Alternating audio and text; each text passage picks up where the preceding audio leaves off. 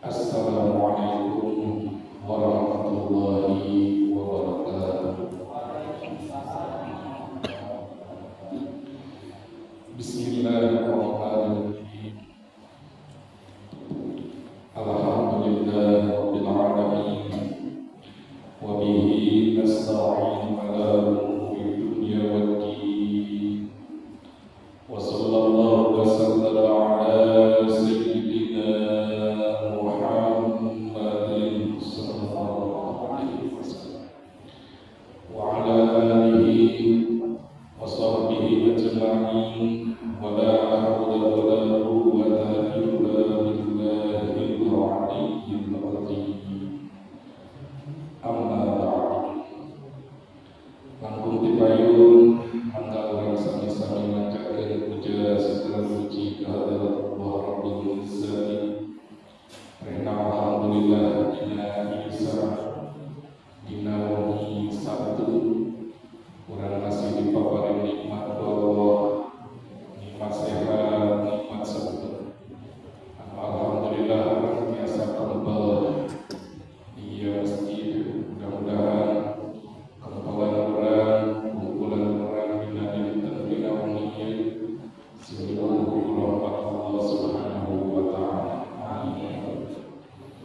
Salawat wa salam mugia tetap dilungsurkeun, dikucurkeun, dipacokeun ka junjungan urang sadaya Habibullah Habibuna Nabiullah Nabiuna Sayyidul Alamin, penghulu alam semesta, baginda Rasulullah Muhammad sallallahu alaihi wasallam.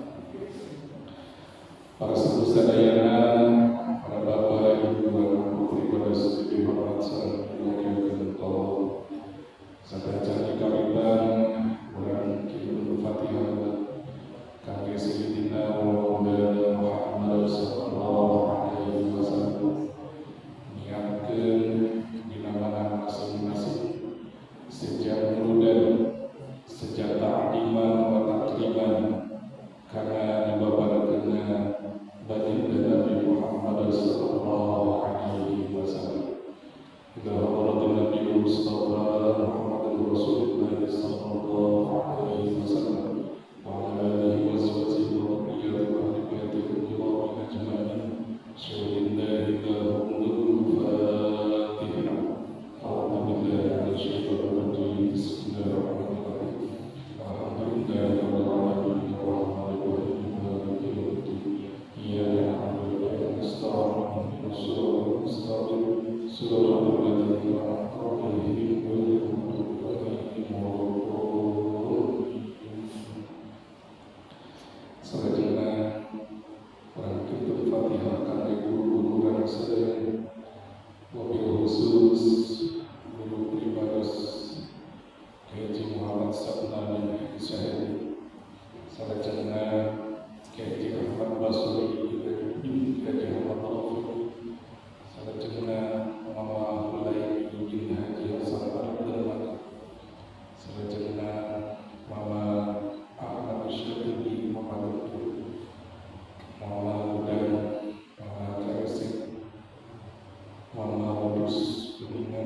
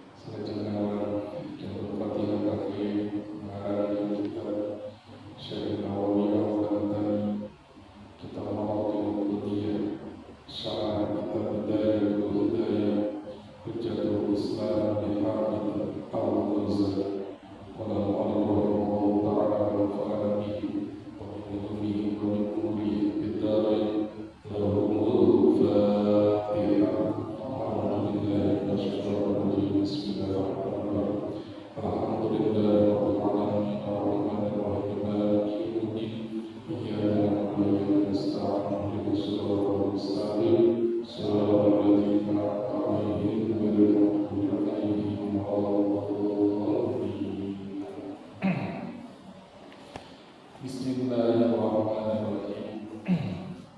Kurang lajeng dan sasi kamari kita mau budi. Sadacan dilajeng bilih hilap. Kitab Bidayatul Hidayah. Bidayatul Hidayah hartos nate awal hidayah.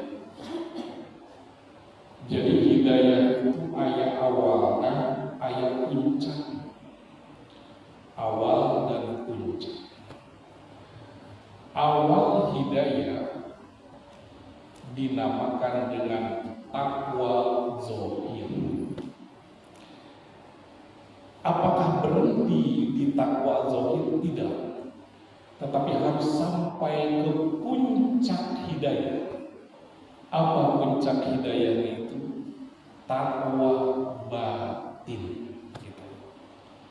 Apa batin itu? Ini para ulama menggambarkannya qalbu manusia. Gitu. Jadi takwa di qalbu itu merupakan puncak daripada hidayah. Jadi kalau bicara bidayatul hidayah itu takwa zohir, baru zohirnya saja, gitu ya. Tetapi kalau mau mencapai takwa batin harus dohir dulu, gitu. Dohirnya harus dikejar. Pernah mendengar yang namanya jemputlah hidayah, menjemput hidayah. Maksudnya menjemput batin hidayah itu, ya ini takwa zohir ini, bidayatul hidayah. Kartos panginten janten tidak sekonyong-konyong langsung ke takwa batin. Wah, batinnya udah bagus, gitu ya. Tidak sekonyong-konyong itu.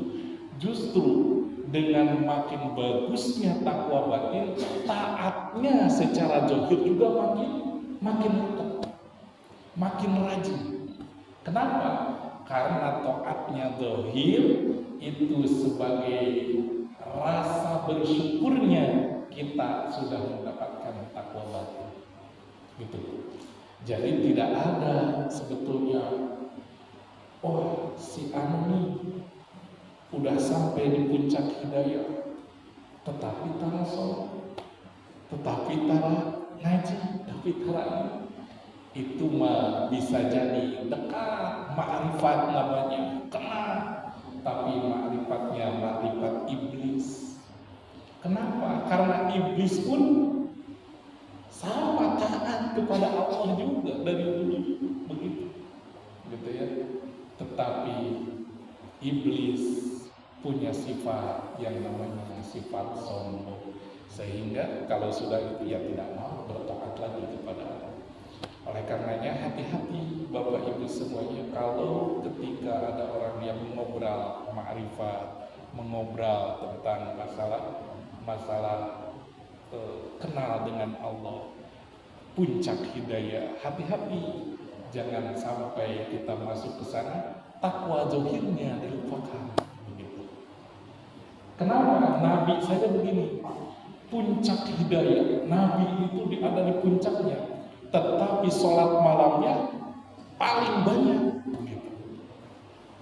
Secara logika, gitu kan, ini udah dijamin masuk surga, udah dijamin kenal dengan Allah, tapi Nabi itu sholatnya makin wajib, begitu ya. Jadi kalau umpamanya ada anggapan udah kenal dengan Allah malah jadi tidak perlu sholat dan sebagainya, itu jangan kenalnya dengan iblis, begitu. Jadi hati-hati, Bapak Ibu, hati-hati. Tinggal dilihat saja sekarang, oh ini ahli ini, lihat aja secara syariat ya dilakukan atau tidak, takwa zahirnya dilakukan atau tidak, gitu. Secara gamblangnya seperti itu. Untuk ukuran kita lihatnya seperti itu.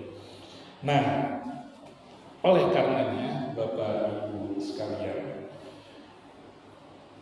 bulan kemarin diceritakan, kalau sudah bicara tentang takwa zahir, nah ini kita sudah tidak membicarakan lagi yang wajib. Nanti kita tidak akan di bab ini, di kitab ini semua tidak akan bicarakan yang wajib-wajib, gitu ya. Tidak akan bicarakan fardu sholat, rukun sholat, tidak akan diceritakan itu. Kenapa? Sudah dianggap sudah biasa, begitu. Kita itu sudah biasa, gitu, sudah tahu. Padahal itu boro-boro, gitu. Tapi ini begitulah, gitu ya. Ini levelnya naik dari segi hakikat ilmu tasawuf. Jadi dianggap kayak seperti dulu. Orang-orang zaman dulu, ulama-ulama zaman dulu sudah diceritakan berapa hafal hadis 100.000, ada yang 300.000, lebih dari 300.000, seperti Hujjatul Islam Al-Imam Al-Ghazali. Itu yang diceritakan hadis harus berapa hafal. Sudah tidak membicarakan Quran lagi. Kenapa? Sudah otomatis itu menghafal Quran, begitu. Sama nanti di sini pun yang dibicarakannya bukan lagi masalah wajib. Ini yang wajib-wajib sudah dianggap hafal, sudah dianggap paham. Walaupun belum paham, mudah-mudahan Allah memfahamkan kepada kita semua. Amin ya rabbal alamin. Sehingga di dalam sini akan diceritakan tentang sunnah-sunnah. Dan tidak hanya sunnah, yang diceritakan adalah kebiasaan orang-orang yang soleh. Nanti kita itu mengikuti orang yang soleh. Jadi sudah tidak memikirkan lagi masalah bid'ah sunnah lagi, gitu. Karena ini levelnya berbeda, gitu. Jadi nanti kalau kacamata ini adalah kacamata tasawuf, bukan kacamata fikih, gitu ya. Kalau masalah fikih kan fardu wudu, terus ini tangan dan sebagainya. Ini sudah tidak bicarakan lagi. Tapi yang dibicarakan di wudu ini, bagaimana kita memulainya saja, itu sudah ada cara-caranya, begitu. Yang penting kan kita yang 6 rukun wudu, fardu wudu terlaksana selesai, gitu ya. Nah, kalau di sini diceritakannya bukan itu, tetapi awal mulanya seperti apa, menghadapnya kemana, itu diceritakan semuanya, gitu. Ternyata satu bab saja ini panjangnya, bukan main, ini ada berapa lembar, begitu. Itu satu saja, gitu. Kenapa? Karena pingin mendapatkan yang terbaik, bicaranya itu adab-adabannya juga didapatkan dengan yang terbaik. Dari mana kita tahunya? Dari para ulama yang telah melakukan itu semua, gitu ya. Nah, jadi intinya adalah yang wajib dilakukan itu sudah tidak diperdebatkan lagi, sudah selesai. Yang sunnah dilakukan, Allah suka kepada orang yang melakukan ibadah yang sunnah. Jadi yang sunnah itu jangan disepelekan. Kenapa? Allah suka orang yang melakukan sunnah. Tapi lain sunnah hukum, wajib memang itu diomong. Yang wajib udah dilakuin, gitu. Ini yang sunnah. Tetapi ada yang lebih lagi, naik lagi. Apa? Yang para orang-orang soleh, ulama-ulama soleh dilakukan, kita melakukannya. Yang kita inginkan apa? Ngalap barokah. Nah, naik lagi level. Artinya apa? Sunnahnya juga udah selesai, gitu, dilakukan. Tambah lagi yang ulama-ulama dulu lakukan, begitu. Wah, Ustaz, bid'ah dan sebagainya, ini udah selesai masalah bid'ah dan sunnah itu mah masalah fikih, gitu. Gitu ya. Mudah-mudahan ke atasnya. Bismillahirrahmanirrahim.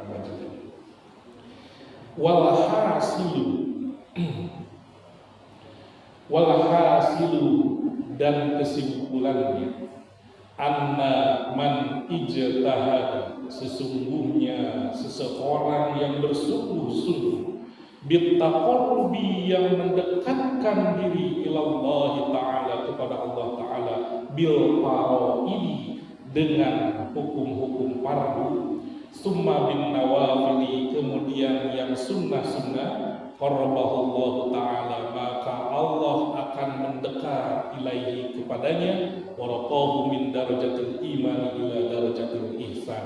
Maka dengan konsisten seperti itu Allah akan menaikkan derajat orang tersebut dari derajat iman ke derajat ihsan. Nah, ini sering diulang begitu. Kenapa? Ciri khas ilmu tasawuf itu, bapak-bapak, ingat sekarang, pulang lupa. Ciri khas gitu. Ciri khasnya begitu. Ya. Nah, ketika seseorang mendekatkan diri kepada Allah dengan ijtihad, dengan bersungguh-sungguh melakukan yang fardu, sehingga yang fardunya sudah selesai, maksudnya sudah tidak ditinggalkan lagi, terus konsisten. Summa bin nawafil, kemudian yang sunnahnya dilakukan terus-terusan, maka Allah akan mengangkatnya dari derajat iman menjadi derajat ihsan. Wah, kalau gitu Pak Ustaz, bedanya derajatnya. Maksana kieu. Beberapa bulan yang lalu kita sudah tahu bahwa iman itu ada tingkatannya. Ada tingkatan iman taklid, upami teu hilang. Ada iman ilmin, iman pakai ilmu. Ada ainul yakin, ada hakul yakin, ada pakon fana, ada 5 menurut Syekh Nawawi. Anu kahiji iman taklid teh kumaha buyugna. Milan salat gitu. Nah, aya naik iman ilmi, salat rukun salat sabaraha 17. Nah, hafal rukunna eta teh dengan ilmi. Begitu, dengan ilmu. Tos sampai kadinya eta teh sampai derajat iman. Upami derajat ihsan nyampe karena ainul yakin, sareng hakul yakin. Naon ainul yakin? Ainul yakin merasa dipandang oleh Allah, merasa dilihat oleh Allah, itu ainul yakin. Upami hakul yakin, seolah-olah kita melihat Allah, seolah-olah kita melihat Allah. Nah, itu derajatnya. Jadi derajat dari iman ilmin dengan berilmu naik ke derajat ainul yakin. Allah nanti akan menaikkan derajatnya itu bagi orang yang melakukan yang wajib kemudian yang sunnah.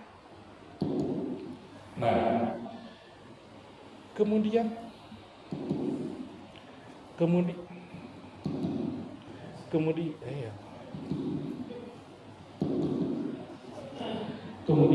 Bapak Ibu semuanya,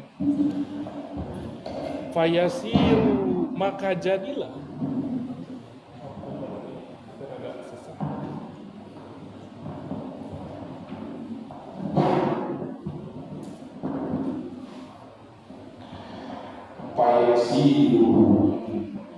maka jadilah ya'budullah, beribadah kepada Allah, yaitu Allah huduri, hadir qalbunya, wasyauqi, dan ada kerinduan di dalam qalbunya, ilaihi, kepada Allah Ta'ala, hatta yashiru musyahidan lahu ta'ala bi'ainil basirah.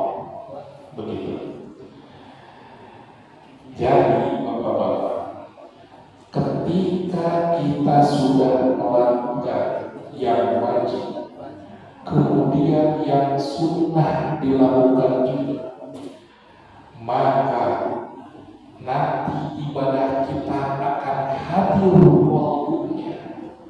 Qalbunya itu akan hadir, rasa rindu akan ada di dalam qalbunya, sehingga nanti sampai levelnya musyahidan, artinya bermusyahadah bi'ainil basirah, dengan mata hatinya. Jadi nanti bisa melihat Allah bukan dengan air ini, bukan dengan nazar langsung, tapi dengan basirah air dan basirah mata kolbu. Emang ada mata kolbu? Ada mata kolbu, ya, ada mata kolbu. Nah, oleh karenanya Bapak-bapak semuanya, ini sebagai tambahan bagi kita, kalau kita ingin lebih berkah, lebih barokah, apa-apa saja yang sudah dilakukan oleh orang-orang yang soleh dulu, kita ikuti, itu barokah namanya. Contoh seperti kita sholat kemarin tanfa'una, sholat Muhammadiyah zaman Nabi berarti bukan sunnah, tetapi dilakukan oleh orang-orang soleh, begitu. Dilakukan oleh orang-orang soleh, kita melakukannya, kita ngalah barokah daripada orang-orang yang soleh, begitu.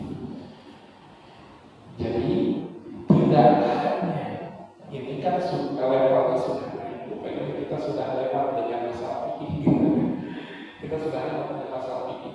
Jadi kalau umpamanya membahas tentang masalah fikih, pasti baliknya mana dalilnya, pasti ke sana. Nah, kita sudah lewat dengan itu. Kenapa? Karena orang-orang soleh melakukannya. Udah orang-orang soleh melakukannya. Kalaupun bapak-bapak semuanya ada yang mengatakan bid'ah dan sebagainya, ini banyak hal-hal terjadi zaman dulu ketika Nabi Shallallahu Alaihi Wasallam hidup pun hal-hal yang seperti itu sudah banyak. Contoh Bilal bin Rabah. Bilal itu tukang adzan. Ketika dia sudah berwudu, adzan masih lama, mungkin setengah jam atau 12 menit. Kemudian dia sholat. Belum ada terus dia sholat. Kemudian ditanya oleh Nabi, Bilal, sholat apa? Kata Bilal, aku sholat karena aku sudah berwudu. Aku bersyukur karena aku sudah berwudu. Kata Nabi, Allah suka dengan itu, wahai Bilal. Tidak menyalahkan, berarti Bilal melakukan bid'ah. Nah, sehingga kita kalaupun sudah wudu kemudian sholat sunnah wudu, itu bagus mengikuti orang-orang soleh. Salah satunya adalah Bilal. Itu cerita. Apakah Nabi melakukan? Tidak. Justru Nabi tanya Bilal. Tanya Bilal. Ini kalau mau cerita-cerita tentang nggak ada di Nabinya, nggak ada di Nabinya. Ini sahabat dulu itu, ya sahabat dulu. Kemudian Nabi ketika sholat, Sami Allahu liman hamidah. Kemudian biasa yang dibaca sholat itu adalah Rabbana lakal hamdu mil'us samawati wa mil'ul ardi wa mil'u masyita min syai'in ba'du biasa. Tapi ketika Nabi Sami Allahu liman hamidah, ada seorang sahabat yang mengatakan Sami Allahu liman hamidah Rabbana lakal hamdu hamdan katsiran mubarakan fi. Ada yang itu. Setelah selesai sholat, Nabi bertanya, tadi siapa yang berkata seperti itu? Aku tidak mengajarkan itu, kata Nabi.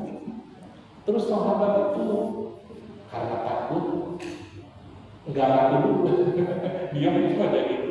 Terus kata Nabi, tidak, aku ingin nanya itu karena aku melihat pintu-pintu surga dibukakan ketika ada orang yang mengatakan Rabbana lakal hamdu hamdan katsiran mubarakan fihi. Karena pada itu sahabat yang tahu saya yang Nabi takut dulu ke sana.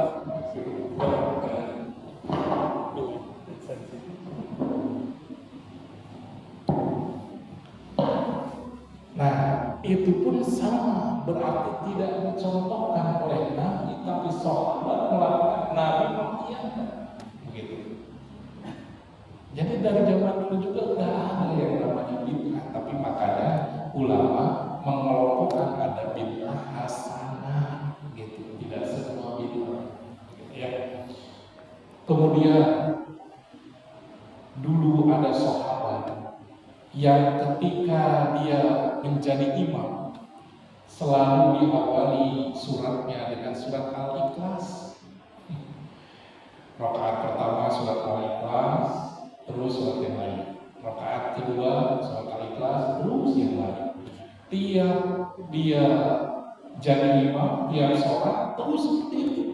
Sehingga orang yang belakang atau makmumnya itu bertanya kepada Nabi, protes kepada Nabi, wahai Nabi, itu sahabat itu melakukan hal seperti itu, Nabi tidak mencontohkan. Terus apa yang disampaikan oleh Nabi? Panggillah si fulan itu, sahabat itu. Ketika dipanggil ditanya, kenapa melakukan itu? Tiap rakaat engkau baca surat Al-Ikhlas. Kemudian sahabat ini mengatakan, wahai Rasulullah, aku cinta dengan surat Al-Ikhlas. Apa kata Nabi? Oh, Allah sangat sayang kepada, Allah cinta kepada wahai sahabatku. Tidak disalahkan. Jadi walaupun Nabi tidak mengajarkan, sahabat melakukan, itu juga bagus. Begitu ya, itu juga bagus. Kemudian kalau ingin cerita lagi masalah wah itu bid'ah dan sebagainya, Quran dibukukan pun tidak ada zaman Nabi. Jadi yang kita ada yang mengatakan kita kembali kepada Quran, dipegang Qurannya itu, padahal zaman Nabi tidak seperti itu juga. Ya, baru pada zaman Abu Bakar sudah mulai diluruskan, belum juga. Zaman Umar belum juga masih dikumpulkan. Baru zaman Sayyidina Utsman radhiyallahu anhu baru dibukukan mushafnya itu. Tetapi masih belum ada syaratnya. Belum ada jabar JRPS patah dulu. Arab gundul bahasa sekarang itu. Kumaha baca. Nah, pas zaman Sayyidina Ali radhiyallahu anhu ada syaratnya begitu. Ya. Nah itu kalau umpamanya disebut bid'ahnya Quran itu bid'ah, tetapi bid'ahnya bid'ah hasanah begitu. Jadi hati-hati dengan kata-kata bid'ah gitu ya. Sholat tarawih, saya cerita aja semuanya nih. Sholat tarawih, emang ada zaman Nabi 20 rakaat? Enggak ada. Emang ada zaman Nabi 8 rakaat? Enggak ada. Emang ada zaman Nabi berjamaahkan cuma sekali. Setelah itu Nabi pergi, tidak mau. Kenapa? Takut dikatakan wajib. Baru pada zaman Sayyidina Umar radhiyallahu anhu tarawih diberjamaahkan. Apa kata Sayyidina Umar? Ini nikmat yang paling nikmat adalah ini. Bid'ah yang paling nikmat adalah ini, kata Sayyidina Umar, yaitu sholat tarawih berjamaah sampai sekarang. Begitu ya. Nah, kemudian zaman Sayyidina Utsman, zaman dulu sholat Jumat itu azannya sekali, zaman Nabi itu sekali. Tapi ketika zaman Sayyidina Utsman radhiyallahu anhu dirubah jadi 2 kali. Adanya itu sampai sekarang di kita. Kita ikut sahabat, kita ikut orang-orang yang soleh. Berarti kan itu bid'ah. Tetapi bid'ahnya bid'ah hasanah. Kenapa? Karena Nabi sudah menjamin sahabat yang dekat ini ahli surga. Gitu ya. Jadi harus hati-hati kalau bicara masalah bid'ah gitu ya. Kemudian Bapak Ibu semuanya, penulisan Sirah Nabawi, ilmu tasrif, ilmu sorong, ilmu nahwu itu nggak ada zaman dulu. Baru sekarang di akhir ini. Supaya apa? Supaya kita gampang mempelajari ilmu tafsir ilmu Al-Quran. Doroba yadribu dorban bahwa doribu nggak ada cuma sahabat. Tetapi itu adalah metode yang sangat bagus untuk memahami Al-Quran. Gitu ya, untuk memahami Al-Quran. Zaman Nabi nggak ada pesantren, zaman dulu nggak ada pesantren, zaman sekarang sudah ada pesantren. Itu metode yang sangat bagus. Gitu ya. Oleh karenanya kita ikuti para ulama, kita ikuti orang-orang yang soleh, jalan orang-orang yang soleh. Mana dalilnya? Ihdinas siratal mustaqim. Saya selalu ulang-ulang itu. Tunjukkanlah jalan yang lurus, jalan yang mustaqim, jalan yang istiqomah. Mana jalan yang mustaqim itu? Siratal ladzina an'amta 'alaihim, jalan yang telah diberikan nikmat oleh Allah. Siapa yang diberikan nikmat oleh Allah? Nabi, para rasul. Terus siapa lagi yang bertemu Nabi? Siapa? Sahabat. Yang bertemu siapa lagi? Yang bertemu sahabat? Siapa? Tabi'in. Yang bertemu tabi'in sampai salafus saleh terus sampailah kepada guru-guru kita. Itu ilmunya nyambung sana ini. Gitu ya. Nah, oleh karenanya Bapak Ibu semuanya, kalau di ilmu tasawuf biasanya kita akan selalu menceritakan orang-orang yang soleh. Kenapa? Karena ada kaidah dzikrus sholihin tanzilur rahmah. Menceritakan orang-orang yang soleh, maka akan turun rahmat kepada kita. Jadi kalau kita menceritakan wali-wali Allah, itu akan turun rahmat kepada kita. Gitu ya. Itu ya. Oleh karenanya Bapak-bapak semuanya, untuk dari segi ilmu tasawuf ini nanti yang dibahasnya, mohon maaf, ini sudah tidak masalah fikih lagi, gitu ya, sudah tidak khilafiyah lagi, tetapi adab-adaban step-stepnya itu harus dari awal, begitu ya. Seperti contohnya wudu. Kenapa kalau orang fikih berwudu itu sah atau tidak, tapi kalau orang tasawuf mengatakan sempurna atau tidak. Kenapa sempurna atau tidak? Orang-orang yang diberikan kenikmatan oleh Allah bisa melihat air yang sudah membasuhi seluruh anggota tubuh, anggota badan yang kena air bersuci itu akan terlihat hitam pekat. Kenapa? Membawa dosa-dosa. Orang yang bisa melihat itu, untunglah orang dengan meninggali orang atau dosa itu ya mata, mulut dan sebagainya itu bisa ketinggalan gitu. Wah, Syekh mah iya nanti hidupnya salah itu. Iya nanti cai hidupnya salah itu. Ngebelum itu hidungnya dipekat. Alhamdulillah orang tidak melihat. Kenapa? Kalau kita melihat kalau kita diuji, kenapa? Suudonnya terus. Justru ulama-ulama terdahulu itu kas melihat itu beristighfar kepada Allah, ingin ditutup. Supaya menjaga hati itu. Orang-orang awal sudah punya apa? Dengan apa? Ya Allah. Gitulah ulama-ulama terdahulu. Nah, saya sedikit cerita bapak-bapak, ibu-ibu semuanya. Di Cianjur, saya sekitar dari kelas 4 SD sampai SMP itu di pesantren berbasisnya salafi tasawuf begitu. Karena terkenal dengan ilmu tasawuf. Saya ceritakan di sana itu dulu itu tidak pakai sepeda, karena nggak boleh pakai sepeda, gitu ya. Yang berontak saya, salah satu yang berontak itu, kenapa nggak pakai sepeda gitu? Karena dulu itu selalu bertanya-tanya. Tapi kalau sudah dengan ilmu tasawuf, bukan lagi masalah bertanya-tanya, tetapi kita ikuti pendapatnya orang-orang yang soleh begitu. Pernah dengar Bapak Ibu semuanya dulu pernah diharamkan memakai dasi? Dulu zaman dulu saya masih ingat, ketika mau sekolah jangan pakai dasi, haram pakai dasi, haram gitu. Kenapa?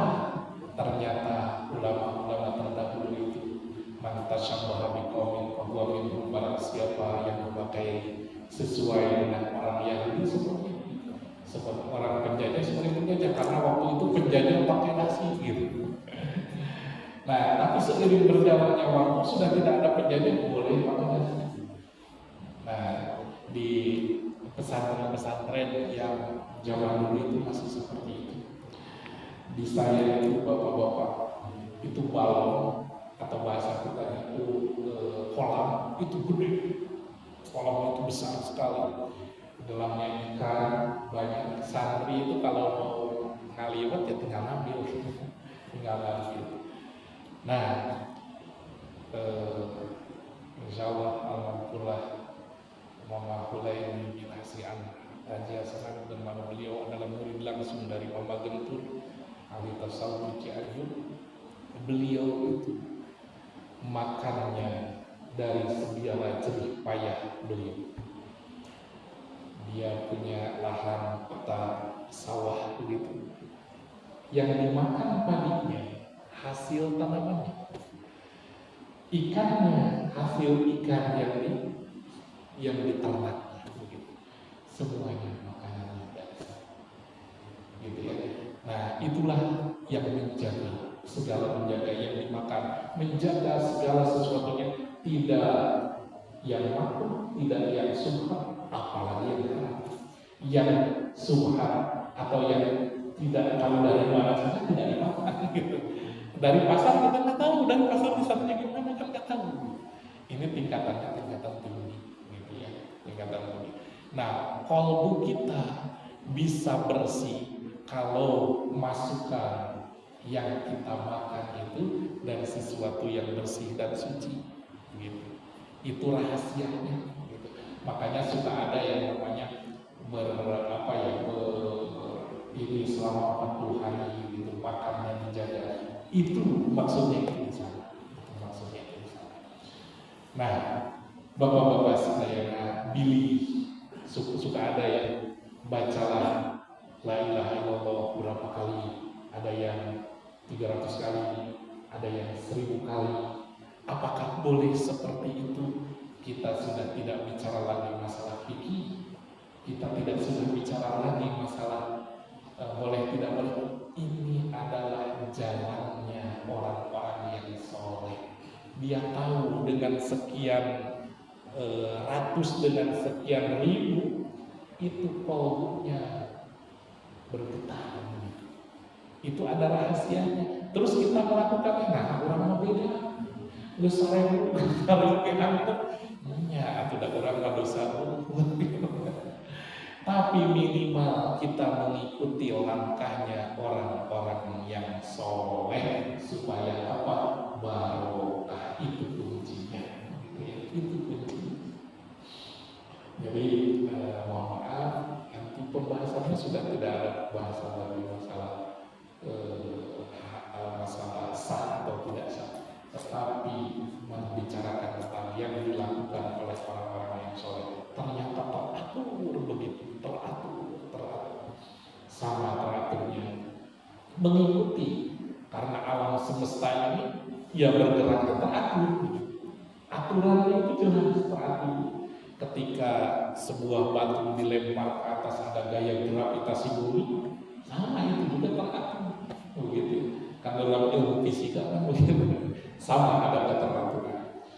Nah, sama dalam ibadah pun, baik itu ibadah yang wajib ataupun yang sunat, ada keteraturan. Supaya teratur, makanya ditulis di sini semuanya, mau wudhu, bagaimana caranya, mulai dari ngambil air, kemudian seperti apa menghadapnya kemana, bangun tidur pun ada aturannya. ente langsung ujung-ujung korekan. Ternyata kalau mau kita mendekat kepada Allah, bertakwa kepada Allah, ada aturannya. Wah, begitu semuanya dilakukan. Barulah itu takwa dohir, baru takwa dohir, belum takwa batin. Nah, di kitab ini sebelumnya adalah takwa zohir. Lanjutnya. Nah, sehingga faka'annahu yarahu ta'ala fahina idin yumtala qalbihi bima'rifatihi wa mahabbatihi.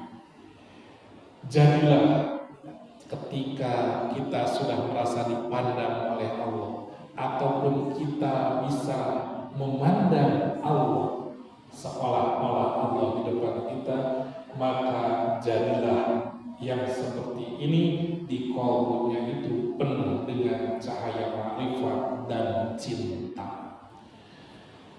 Thumma la tazal mahabbat tazadah hatta la yabqa fi qalbihi ghayruha.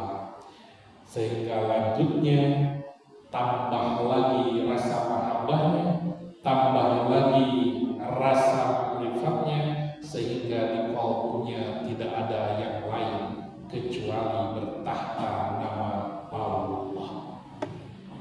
Ma fi qalbi ghairullah, itu maksudnya. Jadi ketika semua sudah dilakukan, yang wajib itu sudah menjadi, ya sudah tidak merasa aja. Jadi sudah tidak ada rasa beban lagi. Yang wajib itu salat subuhnya, salat aja sudah tidak jadi beban lagi. Kemudian yang salat sunnahnya itu dilakukan sudah merasa enak, nyaman. Kemudian apa yang dilakukan oleh para alim ulama dilakukan juga, itu tambah barokah, maka akan timbul di dalam qalbunya itu ma fi qalbi ghairullah. Allah akan mendekat, Allah akan cinta kepada orang-orang yang seperti ini. Gitu ya, bukan ini mah bukan ini, tapi ini adalah ilmunya, ilmu masuk ke tasawuf, gitu ya. Nah, Bapak Ibu yang dirahmati Allah Subhanahu wa taala, fala tastati'a jawarihi, maka nanti anggota badannya itu akan melakukan jikalau qalbunya menyuruh. Kalau udah sampai segitu, jadi nanti anggota badan itu tidak akan melakukan sesuatu kalau qalbunya tidak satu. Ini tingkatan tinggi, tingkatan tinggi. Wa hadza huwa alladhi yuqalu fihi lam yakun fi qalbihi illa Allah ayn ma'rifatuhu wa mahabbatuhu wa dhikruhu. Jadi orang-orang yang sudah sampai level itu, di qalbunya itu hanya ada ma'rifat, mahabbah dan dzikrullah. Makanya suka ada yang kalau para wali biasanya pakai tasbih sebenarnya gitu. Karena terus tiap hembusan nafasnya itu adalah zikrullah. Baru orang masih lebih gitu, masih lebih orang yang menawar dengan sangat. Walau tasola ayyuhat talib, wahai yang mencari lidarajatil aliyah, mencari derajat yang tinggi, ila maqamil ihsan, sampai ke maqam ihsan. Apa itu maqam ihsan? Al-qiyamu bi awamirillah, berdiri menegakkan perintah Allah, illa bi muraqabati qalbika wa jawarihika. Nah, ini ternyata begini. Orang yang sampai ihsan itu tidak akan sampai derajatnya dengan melakukan apa yang diperintahkan Allah, kecuali qalbunya terpaut dengan anggota badannya juga terpaut. Intinya orang yang derajat ihsan itu qalbunya dan anggota badannya. Jadi dua-duanya gitu ya. Jadi ketika sholat, ingat sholat gitu. minimal ingat ke sholat. Eta juga udah level tinggi lumayan. Gitu ya. Tawara seperti Sayyidina Ali ke panah kakinya, ambillah panahnya ketika sholat. Sayyidina Ali ingin diambilnya ketika sholat. Kenapa? Karena ketika sholat itu nikmat, dicabut pun nggak terasa. Orang berat gitu nih, kalau orang burung gitu jadi bilang berat itu minimal ke sholat, kurang ingat, kurang ke sholat sakit itu geus lumayan. Minimal kurang sholat Allahu Akbar, ingat kurang ke sholat sampai assalamualaikum ingat kurang ke sholat eta tetes lumayan. Orang itu lebih parah Allahu Akbar, emot-emot ya assalamualaikum. Gitu ya, upami nuju seueur eta. Nah, itu ini ya Allah. Makanya di sini itu bakal terus akan menceritakan masalah ini. Ketika menceritakan masalah wudhu, akan terus menceritakan masalah qaul, terus diulang-ulang gitu. Dan nanti kita bahasnya itu, saya coba lihat di artikel-artikel atau jurnal-jurnal, ternyata sudah banyak yang meneliti kenapa wudhu itu mulainya harus begini. Ternyata ada hikmahnya. Ternyata banyak yang sudah meneliti hal itu. Nanti kita coba digabungkan dengan ilmu pengetahuan yang kekinian gitu ya. Mudah-mudahan nambah lagi rasa kita, oh Islam ternyata sempurna gitu. Islam itu sempurna gitu ya. Ternyata dari kita bangun tidur sampai tidur kembali, bahkan tidur itu sekalipun ada rangkaian, ada tata caranya begitu ya. Tata caranya itu diatur semuanya gitu ya, diatur semuanya. Bapak Ibu yang dirahmati Allah Subhanahu wa taala, salib ini. Nah, selanjutnya wa huwa dawam malahatika istighal qaumika istadra Allah kama Allah taala fi dawamil ahdatika bi ainika wa fasika min hin tasbahu ila hini tumsi. Jadi ketika kita sudah merasa di dalam qaul kita ada rasa mahabbah, ada rasa ma'rifah, maka nanti dalam kedipan mata ataupun dalam nafasnya begitu, itu akan selalu diketahui oleh Allah. Kedipan mata Allah tahu, nafas Allah tahu, begitu. Jadi kita akan merasa selalu diawasi oleh Allah. Sehingga kalau sudah merasa diawasi oleh Allah, kita akan merasakan ketenangan. Kenapa tenang? Karena yang Maha Pelindungi akan selalu bersama. Jadi nggak akan takut lagi ya. Selanjutnya, faida aradtal muraqabah fa'lam Allah Ta'ala muttali'un ala dhamirika ay qalbika wa musyrikun najara ala zahirika wa batinika. Wahai para pencari derajat yang tinggi, jikalau engkau ingin muraqabah, apa itu muraqabah? Mendapatkan perhatian dari Allah. Fa'lam annallaha, maka ketahuilah Allah itu mengetahui domirmu, qalbumu. Allah tahu qalbu. Ketika kita ngeretek salib, Allah tahu itu semua. Ketika kita ngeretek joglokeun si atuh, Allah tahu itu semua. Gitu ya. Allah tahu itu semua. Nah, dan Allah tahu juga diammu. Engkau lagi diam, Allah tahu. Ketika engkau diam itu dalam taat atau dalam maksiat, Allah tahu. Mengapa Ustaz inna maksiat? Ya kercicing maksiat aja. Kercicing maksiat kabayangkeun aneh-aneh. Allah tahu. Ingat, ini bahasanya bahasa tasawuf. Kalau bahasa fikih nggak masalah, yang penting nggak dilakukan. Karena dapat dosanya itu kalau dilakukan. Kalau ilmu fikih, kalau ilmu fikih kan ketika kita niat melakukan kebaikan dihitung kebaikannya.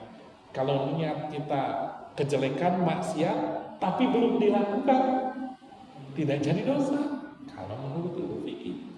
Tapi di sini Allah tahu di dalam kalbu, Allah tahu engkau lagi diam itu lagi maksiat atau lagi tahu gitu.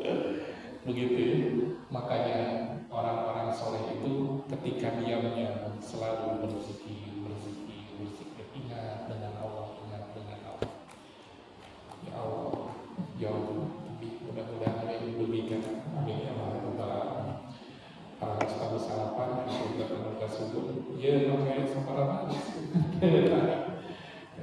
Insyaallah kita orang baca dari imamina mohon yang bakal ketika Allah bakal seperti itu. Bakal seperti itu. Dan ciri khasnya adalah ketika di rumah lupa atau minggu depan lupa, itu biasanya begitu. Tetapi kalau lagi diceritakan senang biasanya. Senang, kalau kita itu senang, oh iya ya, mendapat Allah. Tapi ketika rumah lupa, ketika nantinya minggu depan pertemuan selanjutnya lupa, makanya selalu diulang kembali lagi ke Allah, diulang kembali lagi ke Allah. Itu ciri khasnya begitu. Mudah-mudahan kita semua mendapatkan ridho, mendapatkan berkah dari Allah Subhanahu wa Ta'ala. Apalagi di bulan sekarang, bulan Rabiul Awal, bulan Maulid. Mudah-mudahan dengan berkahnya Maulid, insyaallah bisa kita akan melaksanakan peringatan Maulid Nabi Muhammad SAW. Mudah-mudahan kita tergolong ke dalam orang-orang yang cinta kepada Allah, cinta kepada baginda Nabi Muhammad SAW. Maka setajam itu tuh seperti biasa bulan Lamiyah Talib. Ini tuh Lamiyah Talib itu menceritakan keistimewaan baginda Nabi Muhammad SAW.